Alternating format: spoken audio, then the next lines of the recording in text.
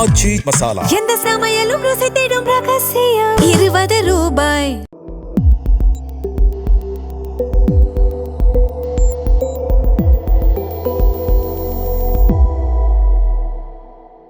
தமிழ் தொடர் நேயர்களுக்கு வணக்கம். நம்மோடு உரையாட ஊடகவியலாளர் திரு கேப்ரியல் இணைந்திருக்காங்க. வாங்க பேசலாம். அதற்கு முன்பாக சப்ஸ்கிரைப் பண்ணாமல் வீடியோ பார்க்குறீங்க அப்படின்னா சப்ஸ்கிரைப் பண்ணிடுங்க. தொடர்ந்து உங்களுடைய ஆதரவை தமிழ் தொடர் சேனலுக்கு கொடுங்க.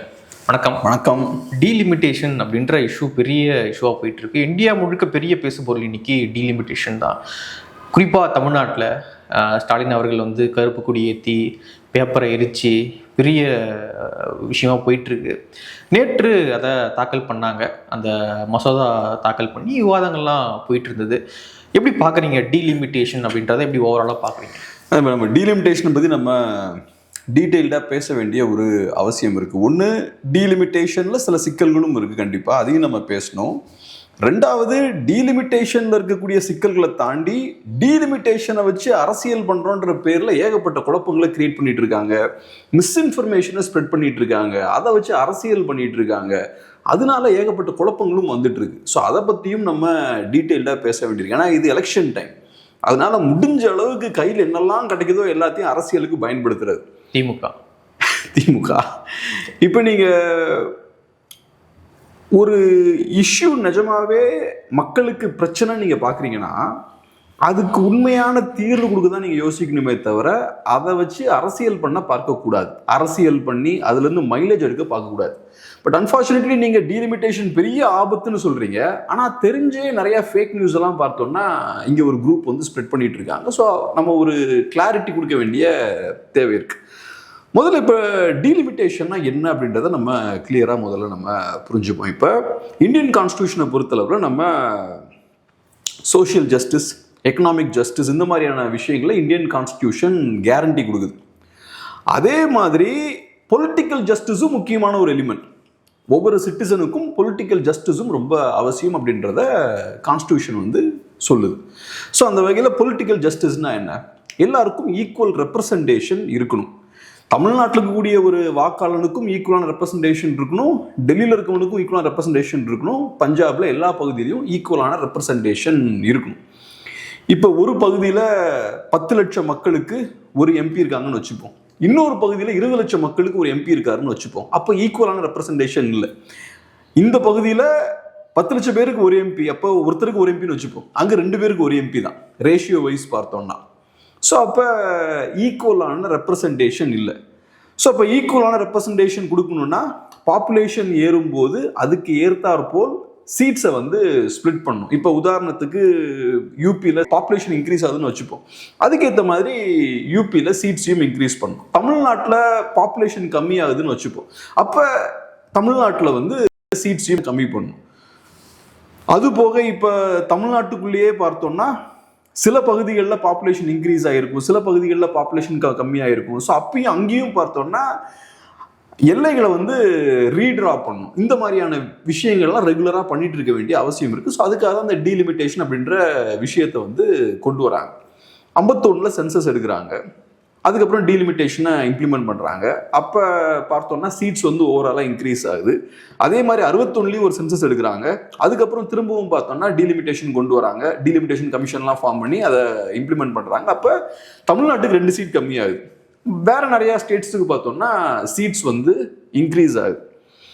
தமிழ்நாட்டில் பெரிய பிரச்சனையாக இது மாறுது. தென்னிந்திய மாநிலங்கள் கோவப்படுறாங்க. ஏன்னா இப்போ நீங்கள் தான் ஒரு சைடில் சொல்கிறீங்க பாப்புலேஷனை கம்மி பண்ணணும்னு சொல்கிறீங்க. ஸோ பாப்புலேஷன் தமிழ்நாட்டில் கம்மியாகுது. அதுக்கப்புறம் பார்த்தோம்னா அதை ஒரு சாக்குப்போக்காக சொல்லி என்னோட பொலிட்டிக்கல் ரெப்ரசன்டேஷனை நீங்கள் கம்மி பண்ணுறீங்க, எனக்கு சீட்ஸை கம்மி பண்ணுறீங்க.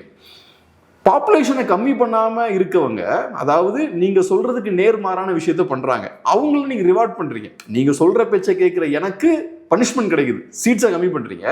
உங்கள் சொல் பேச்சை கேட்காம பாப்புலேஷன் அதிகமாக்குறவங்களுக்கு அதிகமான சீட்ஸ் கிடைக்குது. ஸோ தமிழ்நாட்டில் நிறைய பிரச்சனை நடக்குது. அது வந்து காமராஜ் பீரியட். அது நமக்கு சீட்ஸ் கம்மியாகுது இல்லையா? அப்போ அதுக்கப்புறம் பக்தவச்சலம், அதுக்கப்புறம் 67 திமுக வராங்க.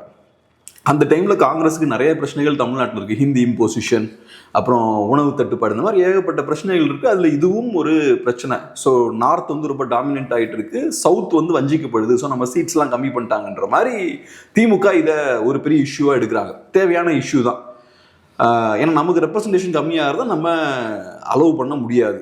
ஸோ அதனால பெரிய ஒரு இஷ்யூவாக மாறுது. சென்டருக்கும் புரியுது இதை நம்ம ரொம்ப அக்ரெசிவாக புஷ் பண்ணோம்னா சிக்கல்கள் வரும், புரியுது. அப்புறம் 71 திரும்பவும் சென்சஸ் எடுக்கிறாங்க. அதுக்கப்புறம் நிறைய பிரச்சனைகள் வர ஆரம்பிக்குது. அப்புறம் 76 அதை ஃப்ரீஸ் பண்ணுறாங்க. திரும்பவும் பார்த்தோம்னா 2001 வாஜ்பாய் பீரியடில் திரும்பவும் சென்சஸ் எடுக்கிறாங்க. அப்பையும் பார்த்தோம்னா சீட்ஸோட அந்த ஸ்டேட்ஸோட அந்த ரெப்ரசன்டேஷனை ஃப்ரீஸ் பண்ணுறாங்க. அதில் எதுவும் மாற்றங்களை ஏற்படுத்தலை. ஆனால் மாநிலங்களுக்குள்ள அந்த தொகுதிகளை ரீட்ரா பண்றாங்க. ஏன்னா ஆமா, ஏன்னா அங்க உள்ளேயும் பாப்புலேஷன் இம்பேலன்ஸ்லாம் இருக்கும் இல்லையா. ஸோ சீட்ஸோட எண்ணிக்கையை மாத்தாம உள்ளுக்குள்ள அந்த பவுண்டரிஸை வந்து ரீட்ரா பண்றாங்க. அதே மாதிரி அதுக்கப்புறம் என்ன பண்றாங்கன்னா எஸ்சி எஸ்டிஸோட சீட்ஸை வந்து இன்க்ரீஸ் பண்றாங்க. ஆமா, தொகுதிகளை வந்து இன்க்ரீஸ் பண்றாங்க. அந்த ஏன்னா அந்த சென்சஸ் பேஸ்டா பாப்புலேஷன் எவ்வளவு இன்க்ரீஸ் ஆயிருக்கோ அதுக்கு ப்ரொபோஷனலா அவங்க சீட்ஸை இன்க்ரீஸ் பண்றாங்க. ஸோ இப்போ டீலிமிட்டேஷன் பொறுத்தளவில் 61 பண்ண மாதிரி சென்சஸை, கடைசி சென்சஸை மையமாக வச்சு டீலிமிட்டேஷன் கொண்டு வராங்கன்னு வச்சுப்போம். இப்போ 2011 சென்சஸை பேஸ் பண்ணி யூபிக்கு எவ்வளோ பாப்புலேஷன் இன்க்ரீஸ் ஆயிருக்கோ அதுக்கேற்ற மாதிரி சீட்ஸ் கொடுங்க, தமிழ்நாட்டுக்கு எவ்வளோ பாப்புலேஷன் ஏறி இருக்கோ அதுக்கேற்ற மாதிரி சீட்ஸ் கொடுங்கன்னு பார்த்தா நமக்கு ரொம்ப சொற்பமான எண்ணிக்கையில் தான் சீட்ஸ் அதிகமாகும். யூபி மாதிரி பீகார் மாதிரியான மாநிலங்களுக்கு சீட்ஸ் வந்து ரொம்ப அதிகமாக இன்க்ரீஸ் ஆகும். அப்போ நம்ம வஞ்சிக்கப்படுவோம். அது நடக்குமே ஆனால் நம்ம கண்டிப்பாக அதை அப்போஸ் பண்ணணும். அதில் எந்த மாற்று கருத்துமே வேண்டாம். ஆனால் இப்போ ஹோம் மினிஸ்டர் என்ன பேசுறாருன்னு பார்த்தோம்னா பார்லிமெண்ட்ல அந்த அடிப்படையில் நாங்கள் டீலிமிட்டேஷன் நாங்கள் பண்ணல, சென்சஸ் அடிப்படையில் பண்ண மாட்டோம். ஆமாம், நாங்கள் என்ன பேசிஸில் பண்ணுவோம்னா 50% இன்க்ரீஸ் பண்ண போகிறோம். ஓவராலாக 50% எல்லா ஸ்டேட்ஸுக்குமே இன்க்ரீஸ் பண்ண போகிறோம். இப்போ தமிழ்நாடுக்கு 40 இருக்குன்னா எக்ஸ்ட்ரா 20 ஏற்றிடுவோம். 50% எக்ஸ்ட்ரா ஒரு 20 வருது. யூபிக்கு 80 இருக்கா, அவங்களுக்கு ஒரு 40 நம்ம இன்க்ரீஸ் பண்ணுறோம். இது ப்ரோராட்டா பேசிஸும்பாங்க. ப்ரொபோஷனல் ரெப்ரசன்டேஷன் எல்லா ஸ்டேட்ஸுக்கும் ஈக்குவலா ப்ரொபோஷனலா இன்க்ரீஸ் பண்றது. இப்போ ஒரு கம்பெனியில் 100 பேர் வேலை பார்ப்பாங்க. ஒவ்வொருத்தவங்களுக்கும் ஒவ்வொரு சம்பளம் இருக்கும். ஒருத்தருக்கு 10,000 இருக்கும், ஒருத்தருக்கு 1 லட்சம் இருக்கும், ஒருத்தருக்கு 50,000 இருக்கும். வருஷம் முடியும் போது எல்லாருக்குமே 10% இன்க்ரீஸ்ன்றாங்கன்னு வச்சுப்போம். அப்ப எல்லாருக்குமே ப்ரொபோஷனலா இன்க்ரீஸ் ஆகும். 10,000 ரூபாய் வாங்குறவருக்கு 1000 ரூபாய் இன்க்ரீஸ் ஆகும், 1 லட்சம் ரூபாய் வாங்குறவருக்கு 10,000 ரூபாய் இன்க்ரீஸ் ஆகும், 50,000 ரூபாய் வாங்குறவருக்கு 5,000 ரூபாய் இன்க்ரீஸ் ஆகும். ஸோ அதுதான் ப்ரொபோஷனலா இன்க்ரீஸ் ஆகுது. இப்போ இதுல சிக்கல் என்னன்னு பார்த்தோம்னா அந்த டேபிள் பண்ண பில் இருக்குல்ல, அதுல இந்த விஷயங்கள்லாம் சொல்லலை அப்படின்னு எதிர்கட்சிகள் குற்றச்சாட்டு வைக்கிறாங்க. நீங்க இதெல்லாம் சொல்றீங்க, ஆனா அதெல்லாம் பில்ல இல்லையே அப்படின்ற மாதிரி அவங்க சொல்றாங்க. பில்ல வந்து என்ன இருக்கு அப்படின்னு பாத்தீங்கன்னா 2011 சென்சஸ் பேஸ்ல ரீசெண்டா பண்ண சென்சஸ் அது 2011 தான். ஆமா, அது அடிப்படையில நாங்க வந்து இதை பண்ணுவோம் அப்படின்னு வந்து பில்லுல இருக்கு. ஆனா நேற்று அமித்ஷா அவர்கள் சொல்லும் பொழுதும் மோடி அவர்கள் பேசும்பொழுதும் இல்ல தென் மாநிலங்கள் வஞ்சிக்கப்படாது, நாங்க 50% ஆவரேஜா எல்லாருக்கும் ஏத்துறோம் அப்படின்றத அவங்க சொல்லியிருக்காங்க. ஸோ இப்போ நம்ம என்ன பண்ணுவோம், அந்த பில்ல இருக்க மாதிரி தான் இவங்க சென்சஸை டீலிமிட்டேஷன் கொண்டு வர போறாங்களா, இல்ல அமித்ஷா சொல்றத நம்ம நம்பணுமா, அதெல்லாம் விட்டுருவோம். அமித்ஷா சொன்ன மாதிரி இம்ப்ளிமெண்ட் பண்றாங்கன்னா அதுல பிரச்சனை இல்லை. ப்ரோரேட்டா பேசிஸ்ல பண்றாங்கன்னா பிரச்சனை இல்லை. ஆனா 2011 சென்சஸை பேஸ் பண்ணி ப்ரொபோஷனலா அவங்க சீட்ஸை கம்மி பண்றது, அதிகப்படுத்துறதெல்லாம் பண்றாங்கன்னா நமக்கு சீட்ஸ் போகும். இதுல நம்ம தெளிவா இருக்கும். ஸோ அதனால இப்போ அமித்ஷா அவர்கள் சொல்றது என்னன்னா, நாங்கள் 50% எல்லா ப்ரொபோஷனலாக எல்லா இடத்துலையுமே சேமாக நாங்கள் இன்க்ரீஸ் பண்ணுவோன்றார். அப்படி பண்ணால் அதில் எதுவும் பிரச்சனை இருக்கிற மாதிரி எனக்கு தெரியல. ஏன்னா இப்போ அதுலேயும் பிரச்சனை இருக்குன்னு நிறைய பேர் சொல்றாங்க. அவங்க என்ன சொல்றாங்கன்னா, தமிழ்நாட்டுக்கு 20 சீட் தானே வருது இன்க்ரீஸ் ஆகுது, யூபிக்கு அப்போ 40 சீட் இன்க்ரீஸ் ஆகுது, அப்போ எங்களை விட அவங்களுக்கு அதிகமாக வருதுன்றாங்க. அது வந்து ரொம்ப தவறான ஆர்கியூமெண்ட். இப்போ தமிழ்நாடுக்கு 40 இருக்கு, யூபிக்கு 80 இருக்கு. 50% இன்க்ரீஸ் பண்ணால் அதிகமாக இன்க்ரீஸ் ஆகுதுல்ல, 50% டிக்ரீஸ் பண்ணுங்க. இப்போ 50% டிக்ரீஸ் பண்றீங்கன்னா உங்களுக்கு 20 கம்மியாகும், அவங்களுக்கு 40 கம்மியாகும். அப்ப அதுக்கு அர்த்தம் என்ன, அவங்க அதிகமாக இழக்கிறாங்கன்னு அர்த்தமா? அப்படி கிடையாது. நீங்க பார்க்க வேண்டியது என்னன்னா, ஒவ்வொரு ஸ்டேட்டுக்கும் பொலிட்டிக்கல் வெயிட்டேஜ் இருக்கு. இப்ப தமிழ்நாட்டோட பொலிட்டிக்கல் வெயிட்டேஜ் என்ன, நமக்கு ஒட்டுமொத்தமா 543 சீட்ஸ் இருக்கா, 543 சீட்ஸ்ல 39 சீட்ஸ் வந்து நமக்கு இருக்கு. அப்ப சதவீதம் என்ன, 39 வந்து 543 சீட்ஸ்ல நம்ம பெர்சன்டேஜ் என்னன்னு பார்த்தோம்னா 7.2% என்னமோ வரும். அதுதான் நம்ம ஸ்டேட்டோட பொலிட்டிக்கல் வெயிட்டேஜ்.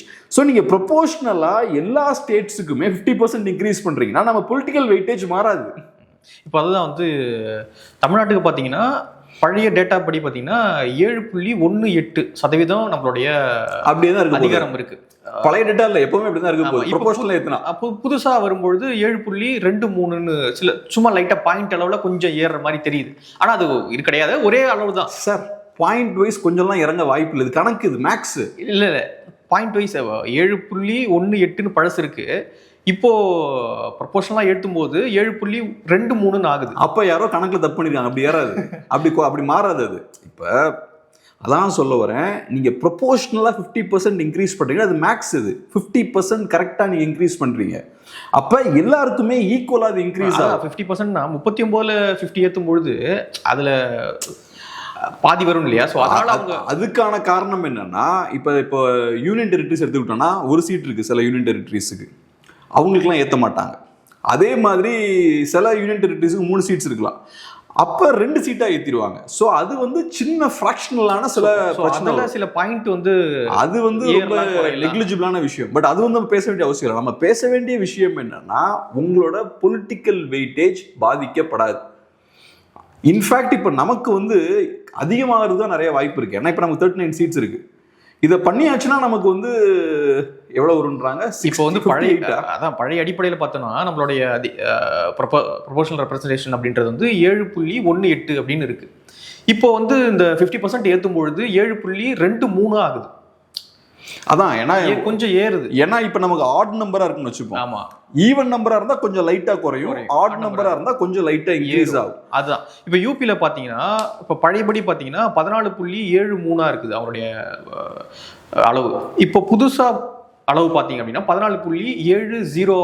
அதான் சொன்ன மாதிரி தான், அது ஈவன் நம்பரா இருந்தா கொஞ்சம் கம்மியா இருக்கும், ஆட் நம்பரா இருந்தா கொஞ்சம் அதிகமாகும். பட் அது வந்து அதுக்குள்ள நம்ம போக வேண்டிய அவசியம் இல்லை, ஏன்னா அது ரொம்ப ரொம்ப நெக்லிஜிபிளான, அதுக்குள்ள நம்ம போக வேண்டாம். ஆனா பாத்தீங்கன்னா இங்க 7 அங்க 14, அந்த பர்சன்ட் அப்படியே தான் இருக்கு. அதாங்க நான் சொல்ல வரேன். இப்ப வந்து விஷயம் என்னன்னா, 50% ஈக்குவலா எல்லாத்துக்கும் ஏத்துனீங்கன்னா அதுல யாருக்கும் எந்த இழப்பும் இருக்காது. இது ரொம்ப கிளியரா எல்லாம் மைண்ட்ல ஏத்திக்கோங்க. நம்ம ஊர்ல என்ன சிக்கல்னா, நம்ம எக்கனாமிக்ஸ் பேசினா நிறைய நேரங்களில் குழப்பிக்கிறது, பேசிக்கான நம்பர்ஸ்ல குழப்பிக்கிறது. இல்ல அவங்களுக்கு 40 வருது, எங்களுக்கு 20 தானே வருது. இப்போ நான் சிம்பிளான கணக்கு சொல்றேன். லோக்சபா எலெக்ஷன்ஸ் ரிசல்ட்ஸ் வருது இல்ல, 24ல வருது இல்ல, இந்தியா அலைன்ஸும் எடுத்துக்கோங்க, அதே மாதிரி என்டிஏ அலைன்ஸும் எடுத்துக்கோங்க. 2 பேரும் சீட்ஸ் வாங்குறாங்கல்ல, அந்த சீட்ஸை வந்து எக்ஸாக்டா 50% இன்க்ரீஸ் பண்ணுங்க.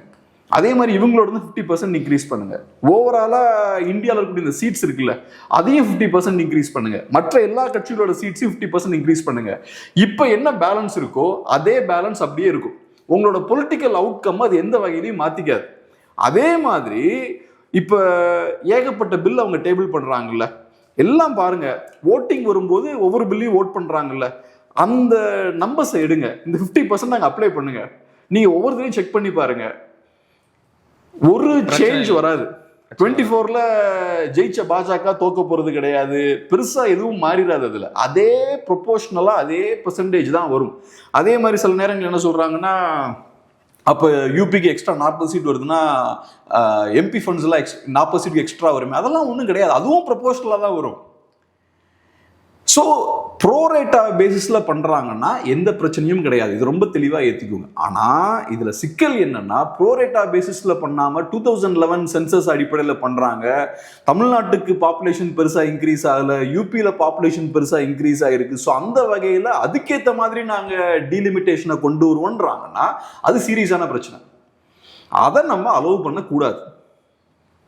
ஸோ இப்போ என்ன பண்ணிட்டு இருக்காங்கன்னு பார்த்தோம்னா, இங்க எலெக்ஷன் டைம்ல ஏகப்பட்ட குழப்பங்களை கிரியேட் பண்ணிட்டு இருக்காங்க. அது ஆக போகுது, இது ஆக போகுதுன்னு அவங்க பேசிட்டு இருக்காங்க. இப்போ நான் நண்பர்கள்ட்ட பேசும்போது அவங்க என்ன சொல்றாங்க, பிஜேபி நம்ப முடியாதுங்க, அவங்க பில் அதெல்லாம் மென்ஷன் பண்ணலாங்க, வாயால அமித்ஷா சொல்றாரு, அதை எப்படி நம்ப முடியும்?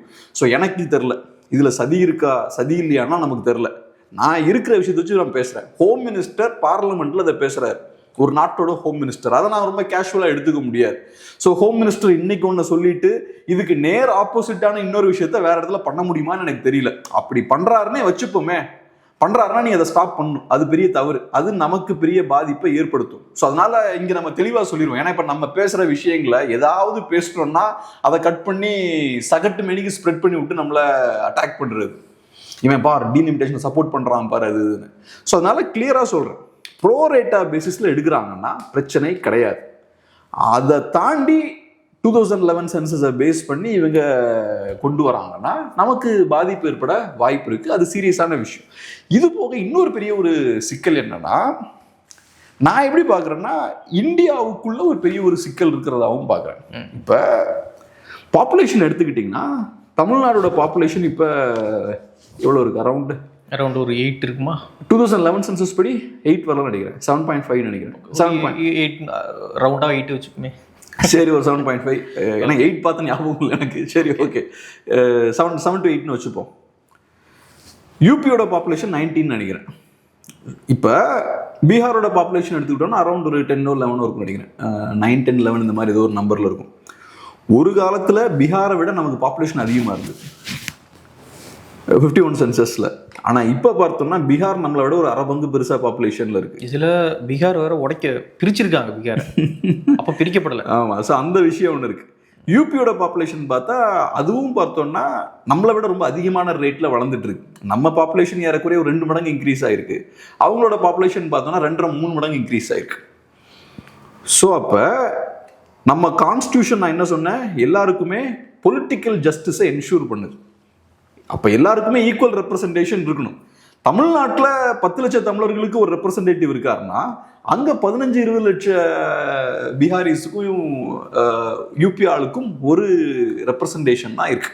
இது பெரிய ஒரு சிக்கல். இதை எப்படி சரி பண்ணுவாங்கன்னு தெரியல. இதை சரி பண்ணுறதுக்கு ஒரே வழிதான், நீங்கள் அப்படியே கரெக்டாக அந்த காலத்தில் டீலிமிட்டேஷன் இம்ப்ளிமெண்ட் பண்ணாங்களா 61ல், அதே மாதிரி இம்ப்ளிமெண்ட் பண்ணி தமிழ்நாட்டோட சீட்ஸை கம்மி பண்ணி நார்த்தில் சீட்ஸை இன்க்ரீஸ் பண்ணிங்கன்னா பிரச்சனை ஆகி போயிடும். ஏன்னா ஏற்கனவே ஆயிருக்கு. அதனால தான் இந்திரா காந்தி ஃப்ரீஸ் பண்ணுறாங்க, அதனால தான் வாஜ்பாய் ஃப்ரீஸ் பண்ணுறாரு, அதனால தான் அமித்ஷா அவர்களும் இல்லை நாங்கள் ப்ரோரேட்டா பேசிஸ் தான் போவோம், அங்கே கை வைக்க மாட்டோம்னு அவர் சொல்கிறார். ஆனால் இந்த பிரச்சனை இருக்குல்ல, இது பிரச்சனை உள்ளே இருக்குது. நீங்கள் ஃப்ரீஸ் பண்ணி 50 வருஷமாக வச்சுட்டீங்க. நீங்க ஃப்ரீஸ் பண்ணி வைத்தாலும் இந்தியான்ற அந்த நாட்டுக்குள்ள இந்த வேறுபாடு அதிகமாகிக்கிட்டே போகுது. நார்த்ல பாப்புலேஷன் அதிகமாகிட்டே இருக்கு, சவுத்ல பாப்புலேஷன் கம்மியாகிக்கிட்டே இருக்கு. என்ன செய்ய போறீங்க? ஸோ அதனால பாலிசி வைஸ் கிளியர் கட்டா பிளான் பண்ணி அங்கேயும் அந்த மாநிலங்கள்லையும் பாப்புலேஷனை கண்ட்ரோலுக்கு நீங்க கொண்டு வரணும். அந்த விஷயத்த பண்ண ஆரம்பிக்கணும். இப்போ இன்னொன்னு சொல்றாங்க, தமிழ்நாடு வந்து ரொம்ப பாப்புலேஷன் கண்ட்ரோல் வந்து சூப்பராக இம்ப்ளிமெண்ட் பண்ணிட்டாங்க சதர்ன் ஸ்டேட்ஸ், நார்த் அதை பண்ணல, ஏதோ இந்த அரசியல்வாதிகளோட சாதனை மாதிரி. அப்படிலாம் ஒன்றும் கிடையாது. நீங்கள் பாப்புலேஷனை கம்மி பண்ணுங்கன்னு சொன்னால் ஒன்றும் கேட்கவும் மாட்டான், அதிகமாக்குன்னு சொன்னால் ஒன்றும் கேட்க மாட்டான். அதான் உண்மை. நம்ம ஆளுங்க ஏன்னா இப்போ நம்ம அரசியல்வாதி இப்போ என்ன சொல்கிறோம், ஸ்டாலின் இப்போ சொல்கிறது என்ன, எல்லாரும் பாப்புலேஷனை இன்க்ரீஸ் பண்ணுங்க, 2-3 குழந்தை பற்றி என்ன சொன்னோடனே யாரும் கேட்க போகிறது கிடையாது. அதே மாதிரி இல்லை நீங்கள் கம்மி பண்ணுங்க அப்படின்னு சொன்னாலும் யாரும் கேட்க போகிறது கிடையாது. ஸோ ஏன் இங்கே பாப்புலேஷன் கம்மியாக இருக்குது அங்கே அதிகமாக இருக்குன்னா, இலான் மஸ்க் ஒரு பேட்டியில் பார்த்தேன் ஒரு சில வாரங்களுக்கு முன்னாடி, ஒரு நல்ல ஒரு பேட்டி. அதில் மஸ்க் என்ன சொல்கிறாரு, பாப்புலேஷன் எங்கே அதிகமாக இருக்கும்னா இன்கம் கம்மியாக இருக்க இடத்துல, எஜுகேஷன் கம்மியாக இருக்க இடத்துல, ரிலிஜன் அதிகமாக இருக்க இடத்துல பாப்புலேஷன் அதிகமாக இருக்கும். இலான் மஸ்க்கு 15 குழந்தைங்க, ஏறக்குறைய 10லேருந்து 15 குழந்தைங்க, நிறைய ஒய்ஃப்ஸோட. பட் எனிவே அவர் ஒரு இண்டிவிஜுவல். பட் அவர் வந்து சொசைட்டி அனலைஸ் பண்ணுறாரு, எங்கெல்லாம் பாப்புலேஷன் இருக்குன்னு அனலைஸ் பண்ணுறாரு. அப்போ பார்க்கும்போது பாப்புலேஷன் எங்கெல்லாம் அதிகமாக இருக்கோ அங்கே எஜுகேஷன் கம்மியாக இருக்குது, இன்கம் கம்மியாக இருக்குது, ரிலிஜன் வந்து முக்கியமான ரோலை வந்து அங்கே ப்ளே பண்ணுது. ஸோ அப்போ நீங்கள் பாப்புலேஷனை கம்மி பண்ணணும்னா உங்கள் ஸ்டேட்டை நீங்கள் வளர்க்கணும், இன்கம் அதிகமாகணும், எஜுகேஷன் அதிகமாகணும், ரிலிஜன் கொஞ்சம் கம்மியாகணும். இதெல்லாம் கம்மியானா பாப்புலேஷன் ட்ராப் ஆக ஆரம்பிச்சோம். இதை நீங்கள் எல்லா இடத்துலையும் பார்க்கலாம். யூரோப்பில் நீங்கள் பார்த்தீங்கன்னாலும் இதை நோட் பண்ணலாம், இந்த ட்ரெண்டை. ஆப்பிரிக்காவில் நீங்கள் பார்த்தாலும் இதே ட்ரெண்டை நீங்கள் நோட் பண்ணலாம். எஜுகேஷன் கம்மியாக இருக்கிற இடத்துல, இன்கம் கம்மியாக இருக்கிற இடத்துல பாப்புலேஷன் பார்த்தீங்கன்னா அடிச்சு ஏறும், ரிலிஜன் அதிகமாக இடத்துல பாப்புலேஷன் ஏறும். ஒரு பெற்றோர் வந்து தன்னுடைய குழந்தையே 2 குழந்தை இருந்தாலும் 1 குழந்தை தான் பரவாயில்ல, தரமாக கொடுத்துடணும் அப்படின்னு நினைக்கிறாங்க. அப்போது அந்த இடத்துல அந்த எண்ணிக்கை குறையுது, குழந்தைங்களோட எண்ணிக்கை குறையுது. இல்லை கிடைக்கிறது கிடைக்கட்டும், எண்ணிக்கை தான் முக்கியம் அப்படின்னு நினைக்கிற இடத்துல அந்த குழந்தைங்களோட எண்ணிக்கை அதிகம். நான் என்ன நினைக்கிறேன், நீங்கள் ஓரளவுக்கு சம்பாதிக்க ஆரம்பித்து படிச்சிட்டிங்கனாலே வச்சுக்கோங்களேன், படித்து சம்பாதிக்க ஆரம்பிச்சிட்டிங்கனாலே உங்களால் நிறைய குழந்தைங்களை பெற்றுக்க முடியாது. இப்போ சென்னையில் வாழ்கிற மக்கள் நிறையா குழந்தைங்களை பெற்றுக்கிறாங்களா, கிராமங்களில் வாழக்கூடிய மக்கள் அதிகமாக குழந்தைகள் பெற்றுக்கிறாங்களா? கிராமங்களில். ஏன் சென்னையில் வாழக்கூடிய மக்களுக்கு அதிகமாக குழந்தைகள் பெற்றுக்க முடியல? இப்போ நீங்கள் இங்கே இருக்கக்கூடிய எல்லாருக்குமே தெரியும், ஒரு ஸ்கூலில் சேர்க்கணும்னா எவ்வளோ செலவுன்னு தெரியும், ஒரு குழந்தைய வளர்க்குறதுல எவ்வளோ சிக்கல் இருக்குன்னு தெரியும், ஒரு அப்பா அம்மா இங்கே 2 பேரும் சேர்ந்து வேலை பார்த்தா தான் ஒரு ஃபேமிலியை ரன் பண்ண முடியும்னு தெரியும். கிராமங்களில் இந்த பிரச்சனைலாம் கிடையாது. இன்ஃபேக்ட் நிறைய நேரங்களில் கிராமங்களில் குழந்தைகள் ஒரு அசர்ட்டாக இருப்பாங்க. நமக்கு ஒரு 5 குழந்தைகள் இருந்தால் 5 பேரும் நமக்கு சப்போர்ட் பண்ணுவாங்க, நமக்கு ஒரு கையா இருப்பாங்க, உதவியா இருப்பாங்க, வருமானம் வரும். ஆமா, இங்க அப்படி கிடையாது சிட்டியில. ஸோ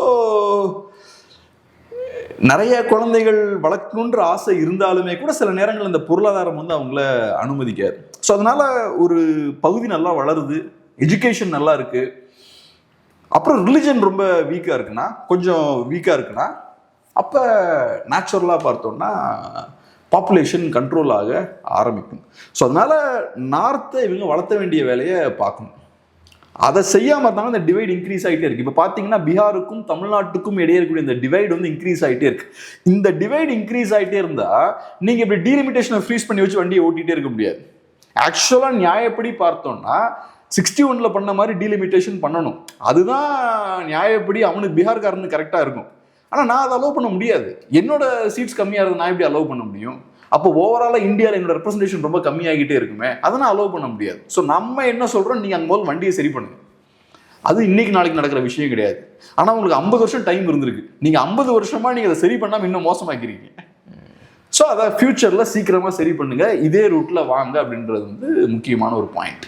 ஓகே, இப்போ ராகுல் காந்தி அவர்கள் பேசும்பொழுது தென் மாநிலங்களை வந்து வஞ்சிக்கக்கூடிய வேலையை வந்து பார்க்குறாங்க, தென் மாநிலங்களை காலி செய்யக்கூடிய வேலையை பிஜேபி பார்க்குறாங்க, அதுக்காக தான் இந்த பில்லை வந்து தாக்கல் பண்ணியிருக்காங்க அப்படின்னு சொல்கிறாங்க. அப்புறம் டிஎம்கேவும் அதான் சொல்கிறாங்க.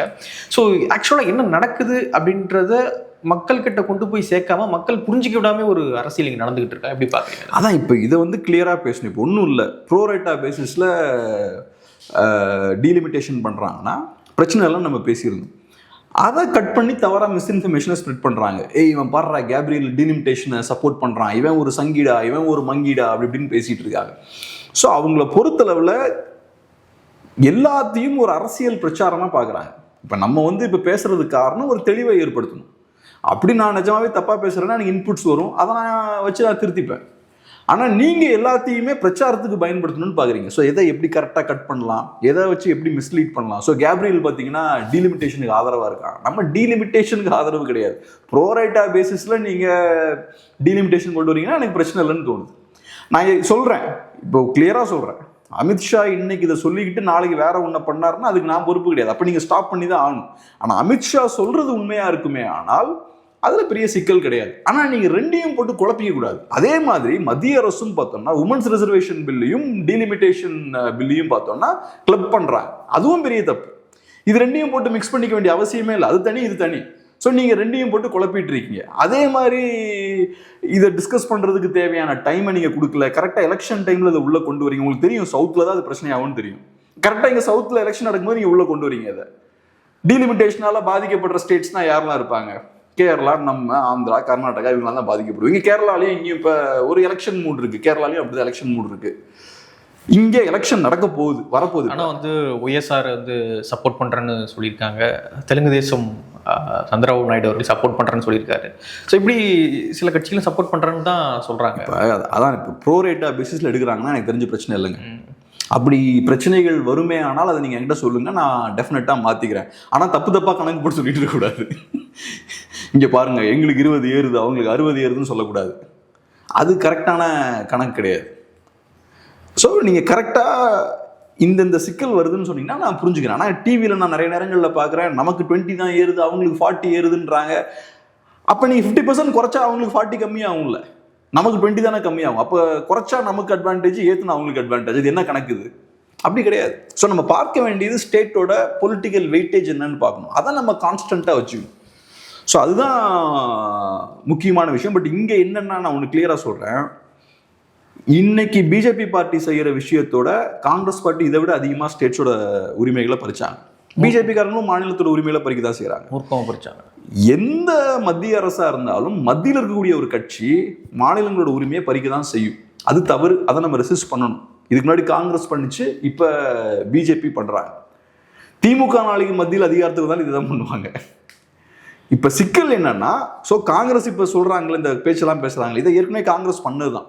பாஜக விட நல்லா எக்ஸ்ட்ரீமாக பண்ணாங்க.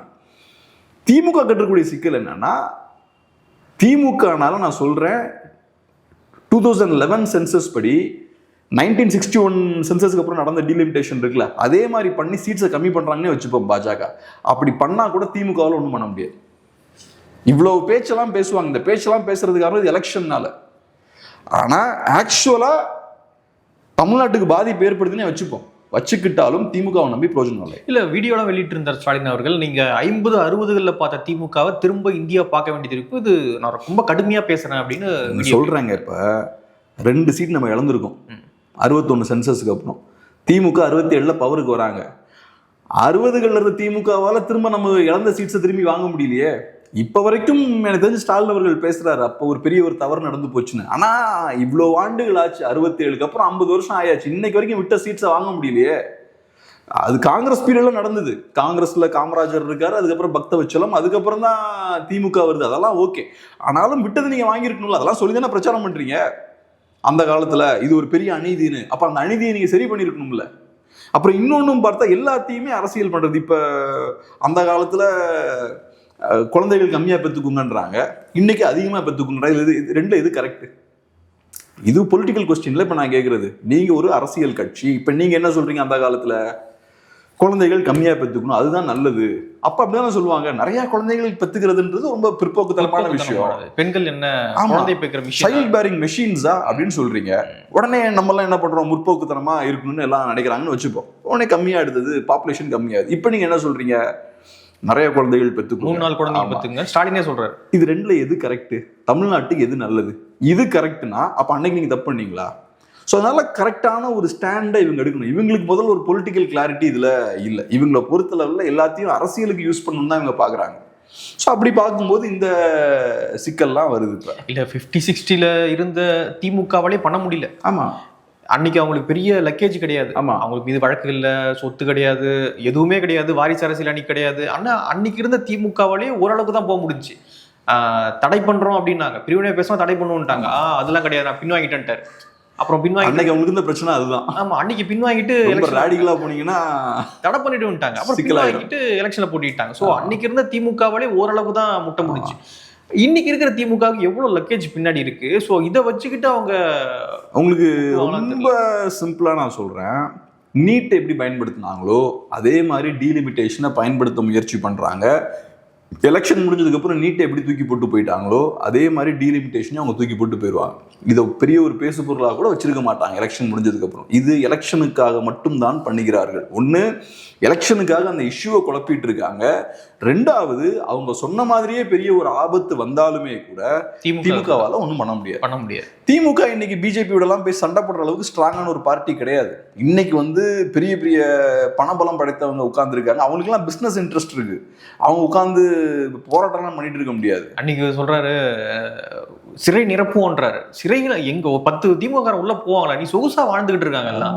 அவங்க சொத்துக்குத்தான் வச்சுக்கிட்டு கார் வச்சுக்கிட்டு போயிட்டு இருக்காங்க. இந்த திமுக காரங்க குண்டாஸ் வாங்கிட்டு லத்தி சார்ஜ் எல்லாம் வாங்கிட்டு ஒரு 10 நாள் ஜெயில இருப்பாங்களா அப்படின்ற ஒரு கேள்வி இருக்கு. கரெக்ட்.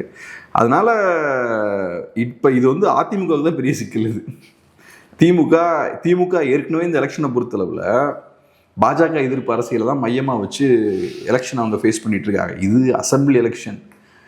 நேஷனல் இஷ்யூஸை வச்சு நீங்கள் ஃபேஸ் பண்ணக்கூடாது. நீங்கள் ஆக்சுவலாக ஸ்டேட்டில் என்னெல்லாம் பண்ணியிருக்கீங்க, லோக்கல் லெவலில் என்னென்ன அச்சீவ்மெண்ட்ஸ்லாம் பண்ணியிருக்கீங்க, நீங்கள் எப்படி மற்றவங்களோட பெட்டராக இருக்கீங்கன்றதை பேசணும். ஆனால் அதை பேசாமல் நீங்கள் என்ன பண்ணுறீங்க? நேஷனல் இஷ்யூஸை பேசுகிறீங்க, யூசிசி பற்றி பேசுகிறீங்க, டீலிமிட்டேஷன் பற்றி பேசுகிறீங்க. இப்போ நேற்று கூட பேசும்போது சொல்கிறாரு, தமிழ்நாட்டை பாஜக அதிமுக ஆட்சிக்கு வந்தாங்கன்னா தட்சிண பிரதேசமாக மாற்றிடுவாங்க அப்படி. என்னன்னே தெரியல. இதெல்லாம் இது இன்னமும் சொல்லிட்டு இருக்காங்க, புது புது பிரச்சாரம்லாம். அப்புறம் டெவல்யூஷன் பற்றி பேசுகிறீங்க.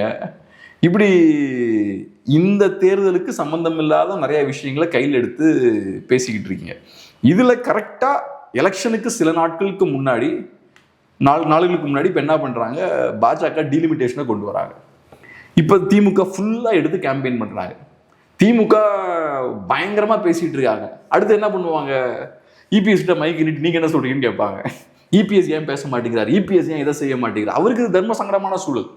இப்போ அவரோட ஸ்டாண்டும் என்னவா இருக்கும்? சீட்ஸ் இங்கே கம்மியாகக்கூடாது, நம்மளோட உரிமைகள் போகக்கூடாது. ஆனால் அதை டைரக்டா பேச இல்லைண்ணா. இப்போ சீட்ஸ் கம்மியானு தெரிஞ்சு போச்சு, 50% ஆவரேஜா ஏத்துறாங்கன்னு தெரிஞ்சு போச்சு. அப்போ நரேட்டிவை எப்பவுமே டிஎம்கே தான் செட் பண்றாங்க. ஒரு தடவை நீங்க செட் பண்ணல. சிக்கல் என்னன்னா, இப்போ நானும் நீங்களும் இது கரெக்ட்னு நம்ம பேசிட்டோம். இப்போ நான் ஒண்ணுமே இல்லை, ஒரு வீடியோவில் நான் என்ன சொன்னேன்? ப்ரோரேட்டா படி 50% ப்ரொபோஷனலாக இன்க்ரீஸ் பண்ணுறாங்கன்னா ஒன்றும் பிரச்சனை இல்லைன்னு நான் சொல்கிறேன்.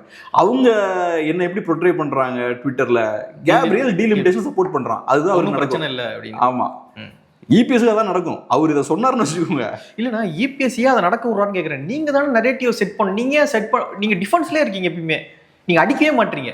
அவன் இதை சொன்னார்னா ஒன்றுமே இல்லை, திமுக அதை பிடிச்சிருவாங்க. இபிஎஸ் பாருங்க டீலிமிட்டேஷன் சப்போர்ட் பண்றாரு, பாஜகவோட கைக்கூலி ஆயிட்டார் அப்படி இப்படிம்பாங்க. ஆனா நீங்க சொன்ன மாதிரி இத திமுக அரசியலுக்கு பயன்படுத்துறாங்க, இதுதான் உண்மை அப்படி இப்படின்லாம் புரிய வைக்கிறது கொஞ்சம் கஷ்டமான வேலை. எனக்கு தெரிஞ்சு அதுக்கான இன்ஃப்ராஸ்ட்ரக்சர் அதிமுக கிடையாது.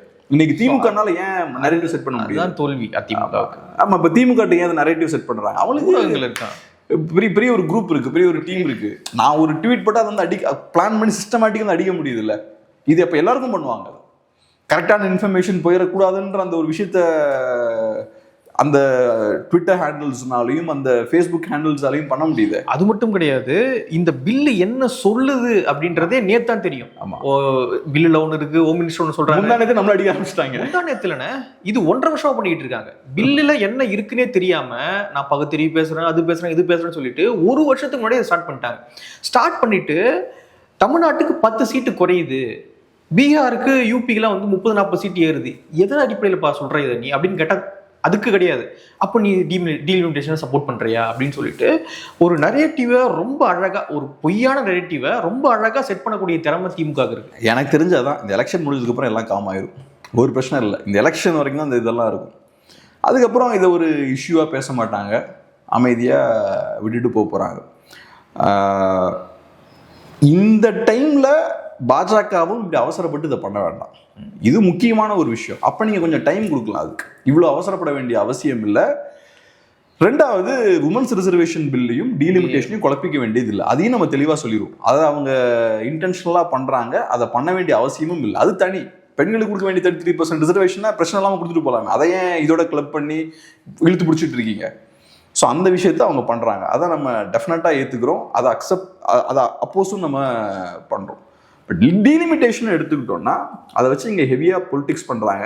அப்புறம் இன்னொன்று என்ன பண்ணுறேன்னு நான் யோசிக்கிறேன்னா, 50% சீட்ஸ் ஏற்றுறதுல இன்னொரு அட்வான்டேஜ் என்னன்னு பார்க்குறேன்னா, நேற்று இருந்த பாப்புலேஷன் வேறு, நேற்று இருந்த இந்தியாவோட பாப்புலேஷன் வேறு, இன்னைக்கு இருந்த இந்தியாவோட பாப்புலேஷன் வேறு.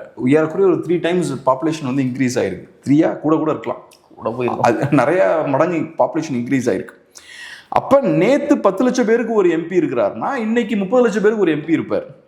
ஸோ அப்போ அதுக்கு ஒரு லிமிட் வேணும்ல. எக்ஸ்ட்ரா சீட்ஸை நீங்கள் இன்க்ரீஸ் பண்ணாதானே அந்த ஓரளவுக்கு. ஆமாம், 50 லட்சம் பேர் ஒரு எம்பி ரெப்ரசென்ட் பண்ணுறாருன்னா அப்புறம் அவர் என்ன மாதிரி ரெப்ரசன்டேஷன் கொடுப்பாரு? அவர் எல்லாரையும் ரெப்ரசென்ட் பண்ண முடியாதுல்ல ஒரு ஆளால். ஸோ அப்போ ஒரு அந்த பேலன்ஸை நீங்கள் மெயின்டைன் பண்ண வேண்டியிருக்கு. ஸோ இந்த 50% ஏற்றுறாங்கன்னா அந்த ஒரு அட்வான்டேஜும் இருக்குது அப்படின்ற மாதிரி பார்க்குறேன். பட் அவங்க செய்கிற விதம் கரெக்ட் இல்லை. எனக்கு தெரில, வேறு ஏதாவது அவங்களுக்கு வேறு ஏதாவது உள்நோக்கம் இருக்கான்னு நமக்கு தெரில. ஏன் இந்த அவசரப்படுறாங்க, ஏன் எலெக்ஷன் டைமில் இதை பண்ண முயற்சி பண்ணுறாங்க, அதெல்லாம் நமக்கு தெரில. திமுகவுக்கு தட்டில் எடுத்து கொடுக்குற மாதிரிலாம் இருக்குது இஷ்யூவை.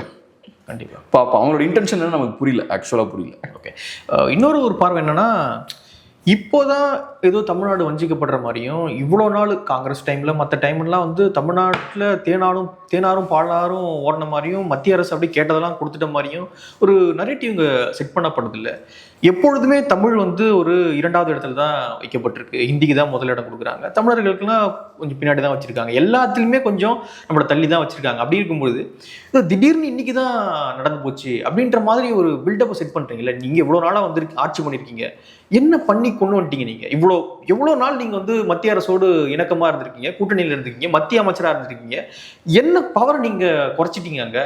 அதான் இப்போ இது ஒரு முக்கியமான விஷயம் என்னன்னா, இப்போ நமக்கு ரெப்ரசன்டேஷன் கம்மியாயிரும், அதிகாரம் கம்மியாகும்னு பேசிட்டு இருக்காங்களா? நமக்கு ஏற்கனவே அதிகாரம் கம்மியாக தான் இருக்குது. நமக்கு ஏற்கனவே ரெப்ரசன்டேஷன் கம்மி தான். நம்ம சொன்ன மாதிரி 7.2% தான் ரெப்ரசன்டேஷன் ஏற்கனவே இருக்குது. ஸோ அப்போ என்ன ஆகுதுன்னு பார்த்தோம்னா, இப்போ யார் கையில் பொலிட்டிக்கல் பவர் அதிகமாக இருக்குன்னா நார்த் இந்தியன் ஸ்டேட்ஸ் கையில் தான் பொலிட்டிக்கல் பவர் அதிகமாக இருக்கு. இன்னைக்கு அந்த நார்த் இந்தியன் ஸ்டேட்ஸை பாஜக கைக்குள்ள வச்சிருக்காங்க, அன்னைக்கு காங்கிரஸ்காரங்க கைக்குள்ள வச்சிருந்தாங்க. ஸோ அப்போ உங்களோட கோர் பேஸ் யாரு? அந்த நார்த் இந்தியன் பீப்புள். அப்போ அவங்களோட செயல்பாடு எப்படி இருக்கும்? இப்போ நான் தமிழ்நாட்டில் ஒரு அரசியல்வாதியாக இருக்கேன், எனக்கு சவுத்தில் நல்லா செல்வாக்கு இருக்குன்னு வச்சுப்போம். அப்போ நான் யாருக்கு முக்கியத்துவம் கொடுப்பேன்? சவுத்துக்கு தான் முக்கியத்துவம் கொடுப்பேன். ஏன்னா என்னோட அரசியல் எதிர்காலம் சவுத்தை நம்பி இருக்கு. இன்னைக்கு நான் அரசியல் சவுத்தை நம்பி இருக்கேன். அப்போ நான் சவுத்துக்கு வந்து முடிஞ்ச அளவுக்கு நல்ல ரெப்ரசன்டேஷன், நிறைய சலுகைகள் வாங்க பார்ப்பேன். அதே மாதிரி தான் அவங்களுக்கும். அவங்க இங்கே தமிழ்நாடுன்னு ஒரு ஸ்டேட் இருக்கு, அங்கே ஒரு 30-40% மக்கள் அங்கே இருக்காங்க. நம்ம சொன்ன மாதிரி 7% நமக்கு பொலிட்டிக்கல் வெயிட்டேஜ் இருக்கு, அவங்களுக்கு ஒரு 40% இருக்குன்னு வச்சுப்போம், 40க்கு மேலே இருக்குன்னு நினைக்கிறேன். அப்போ அவங்க முடிவெடுப்பாங்கல்ல, இவங்களா அவங்களா. அதுவும் இதில் சிக்கல் என்னன்னா, 2 பேரோட நலனும் ரொம்ப டிஃப்ரெண்ட்டாக இருக்கு. நான் ஏற்கனவே சொன்ன மாதிரி ரொம்ப டிஃப்ரெண்ட்டான ஒரு சூழல் இருக்கு. பாப்புலேஷன் வைஸ் பார்த்தீங்கன்னாலும் நம்ம ரொம்ப கம்மியாக இருக்கும், அவங்க ரொம்ப அதிகமாக இருக்காங்க. எஜுகேஷனாக இருக்கலாம், மற்ற இண்டிகேட்டர்ஸ்லாம் யூஸ் பண்ணாலும் ரொம்ப டிஃப்ரெண்ட்டாக இருக்குது. அப்போ நேச்சுரலாக இந்த மக்களோட பொருளாதார சூழல், கலாச்சார சூழல் ஒரு மாதிரி இருக்குது, இவங்களோட சூழல் ஒரு மாதிரி இருக்குது. அப்போ இவங்க 2 பேரோட நலனும் ஒரே மாதிரி இருக்காது இல்லை.